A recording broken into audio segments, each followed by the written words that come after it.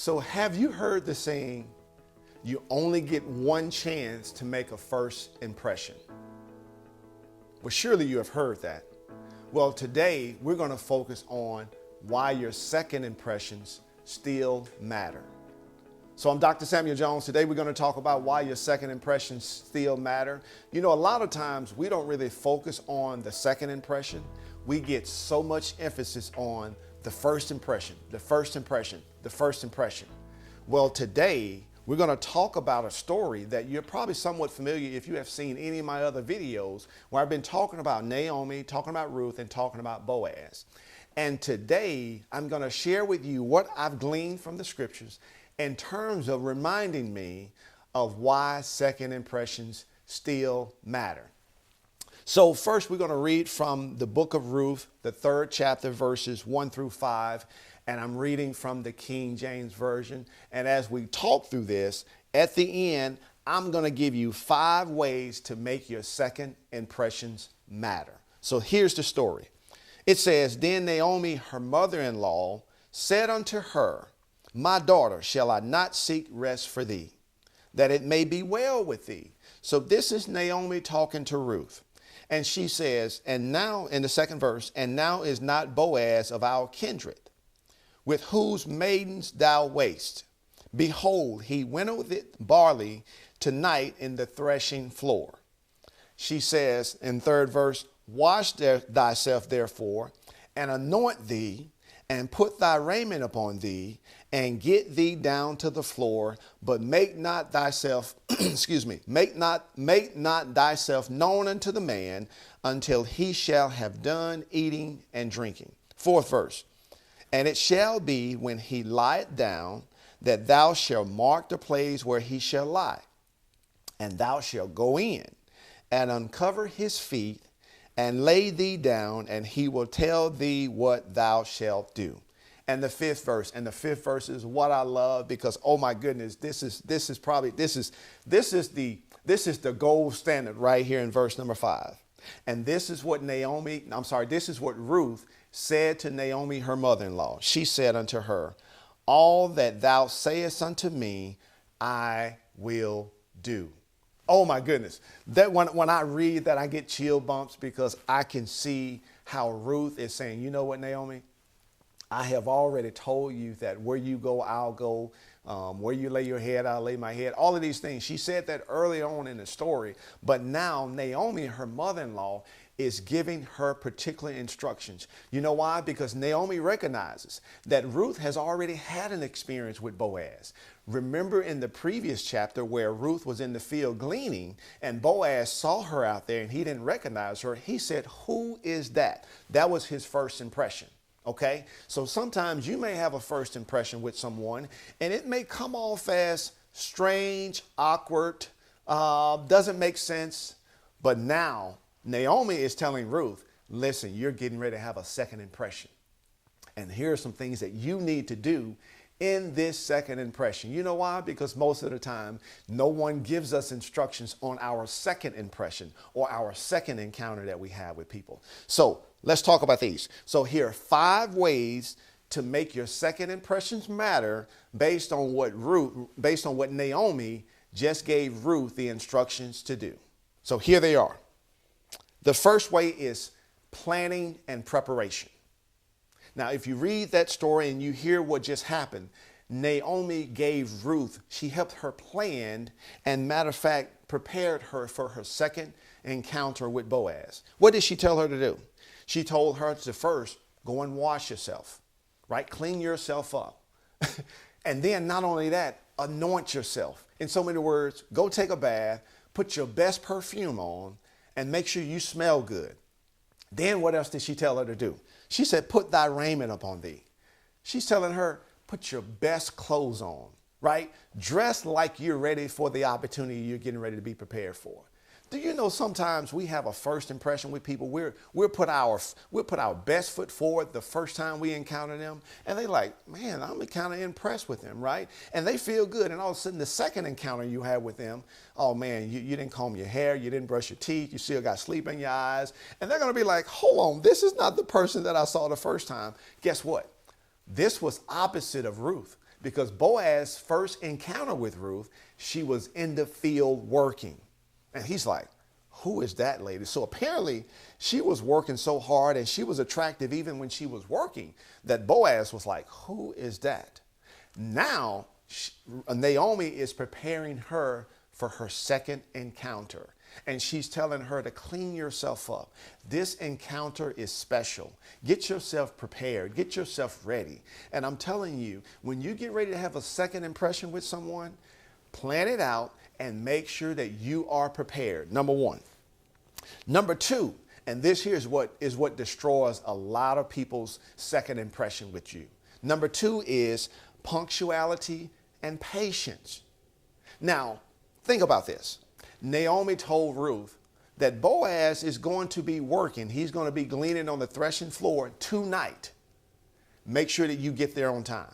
Because when you get there, there's some specific instructions that I want you to do to make sure you're prepared for when he's ready to experience you, right? So think about this. Sometimes people are always late.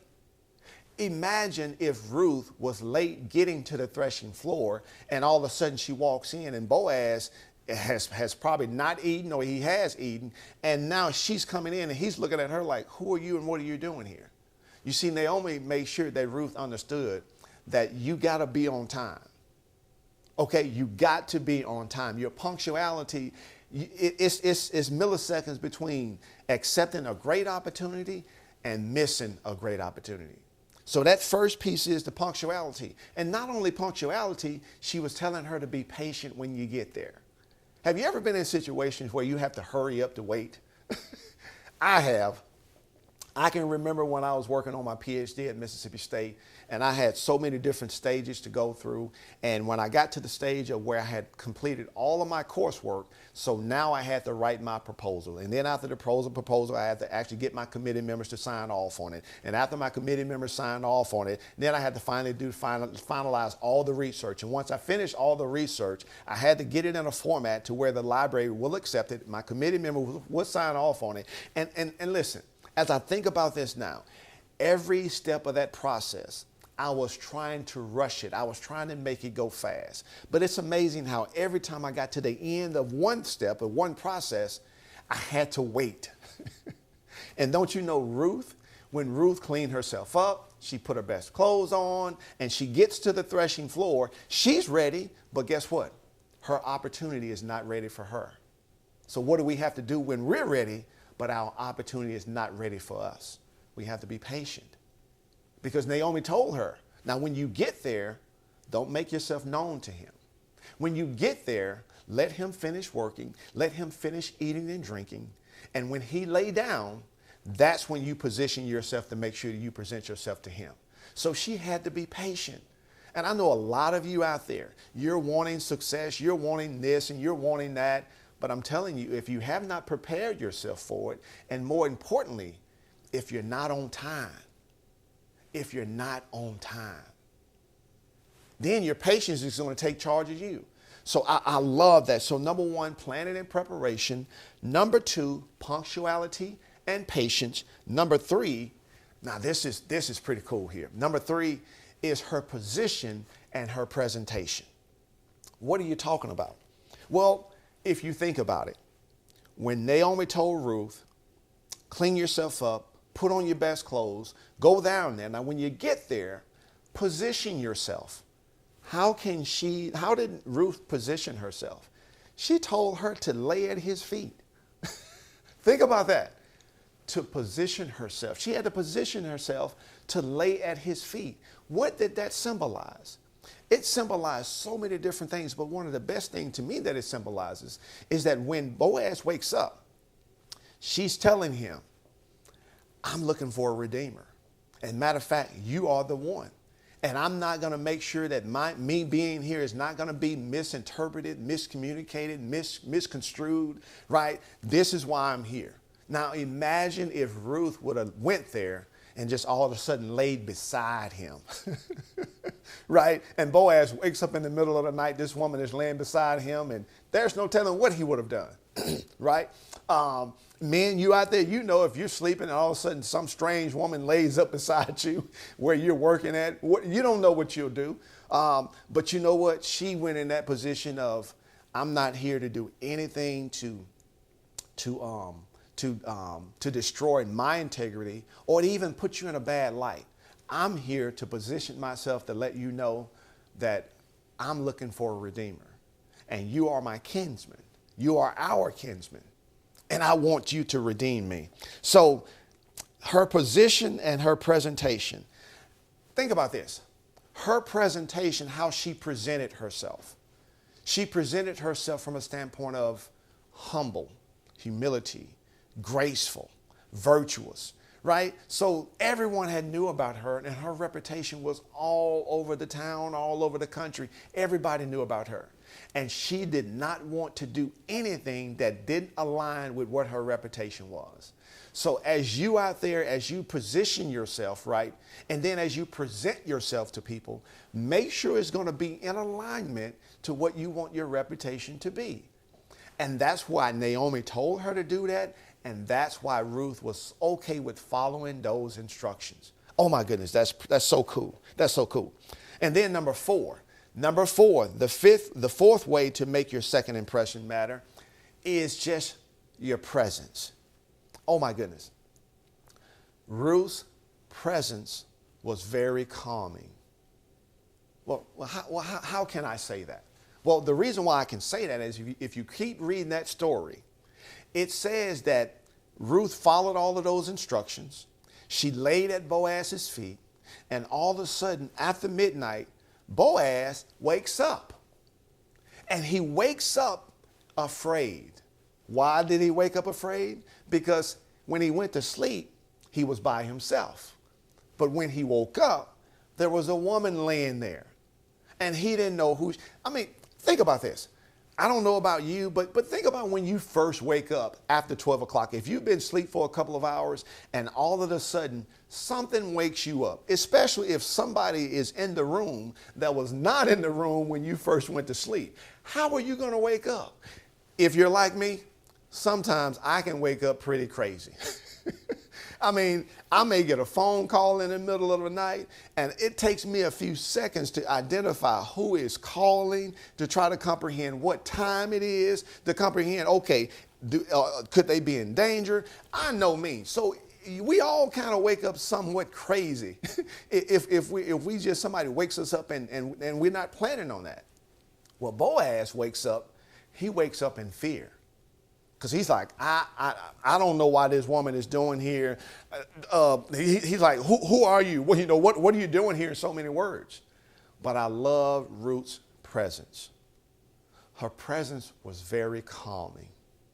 And she tells him, I am Ruth, thy maidservant. And not only does she tell him who she was, but she tells him why she's there.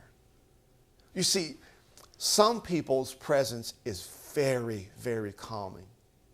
For those of you, I don't know if you know me, you may not know me, but I can promise you right now. For those who know me, the people out there who know me, and you know my wife, Sarah, it has a very calming spirit. She is so graceful. She is so loving. She can talk to anyone. And the best thing about it is she's an LPC. She's a licensed professional counselor. And I'm telling you, her spirit and her presence fits her profession. Oh my goodness. And so, how did I get there? Well, I got there because I'm thinking about someone's presence. And if you think about the people in your life, you have some people in your life whose presence is just calming, who is under control, who is soft and who is loving, who is patient. But we also have some people's presence out there who is chaotic, right? They just keep up drama everywhere they go. It's almost like the little character Pigpen on Charlie Brown.